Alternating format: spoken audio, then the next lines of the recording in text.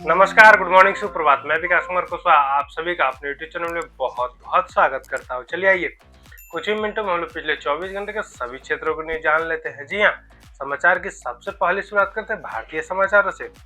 भारत की वित्त मंत्री श्रीमती निर्मला सीतारमन असम के लिए भाजपा का घोषणा पत्र जारी कर चुकी हैं। इसमें बुनियादी ढांचों के लिए 5 लाख करोड़ के निवेश की भी घोषणा है।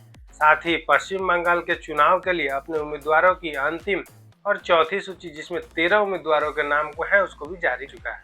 माओवादी विरोध का डेडलाइन। जी हां, भारत सरकार द्वारा माओवादी विरोध को खत्म करने के लिए जो माओवादी उग्रवाद है उसे खत्म करने की डेडलाइन आज 31 मार्च तय की गई थी, जिसके बाद सरकार इस पे मिशन मोड में कार्य कर रहा है। महावीर जयंती। जी हां, भारत में आज महावीर जयंती की शुभकामनाओं भारत के प्रधानमंत्री तथा राष्ट्रपति ने भारत के प्रत्येक व्यक्तियों को दी और साथ में महावीर जयंती को बड़े धूमधाम से मनाया जा रहा है। इसके शुभ अवसर पर कई राज्यों में बूचड़खाने और मांस विक्रेता केंद्रों को बंद रखने की सूचनाएं दी गई है। नया कानून। जी हाँ, भारतीय में नया कानून, जिसमें भारत के राष्ट्रपति श्रीमती द्रौपदी मुर्मू ने ट्रांसजेंडरों के अधिकार संबंधी संशोधन विधेयक को अपनी मंजूरी दे दी है। अब आते हैं अर्थव्यवस्था और व्यापार संबंधी समाचार जान लेते हैं। जी हाँ, भारत के प्रधानमंत्री श्रीमान नरेंद्र मोदी आज सालन में 3,300 करोड़ के निवेश वाली सेमीकंडक्टर ओसैट प्लांट का उद्घाटन करेंगे।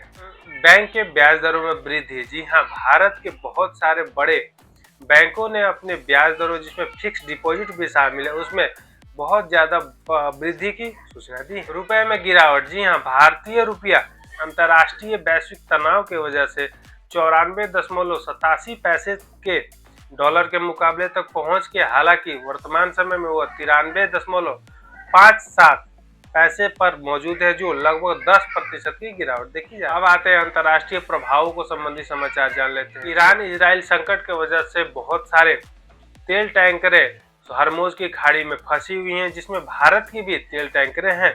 हालांकि सरकार ने यह निश्चित किया है कि भारत में घरेलू एलपीजी की किसी प्रकार की किल्लत महसूस नहीं की जाएगी। इसके लिए पर्याप्त भंडार मौजूद है और वो कच्चे तेलों की दामें $100 प्रति बैरल वर्तमान समय पे है। हालांकि कुछ समय पहले यह $119 प्रति बैरल तक पहुंच गई थी। ईरान में भारतीय की मौत। जी हाँ, ईरान और इजराइल संकट की वजह से ईरान में एक भारतीय नागरिक की मृत्यु हो गई है, जिससे भारतीय विदेश मंत्रालय ने नजर गड़ाए हुए है। अब आते हैं खेल जगत संबंधी समाचार जान लेते हैं। जी हाँ, खेल में सबसे प्रमुख समाचार आ रही है आईपीएल से।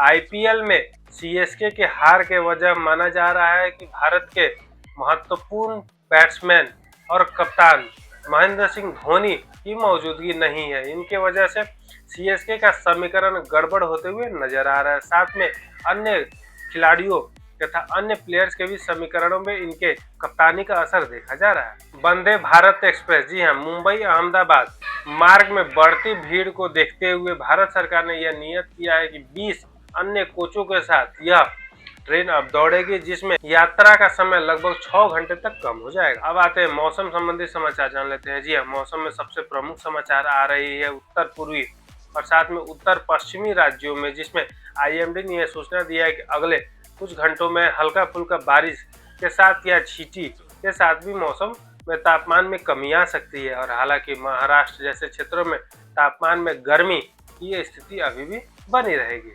ये रहे पिछले 24 घंटे के सभी क्षेत्रों को महत्वपूर्ण। आपसे मिलते हैं कल नए वीडियो में नए समाचारों के साथ। तब तक अपना ध्यान रखिए। नमस्कार, जय हिंद।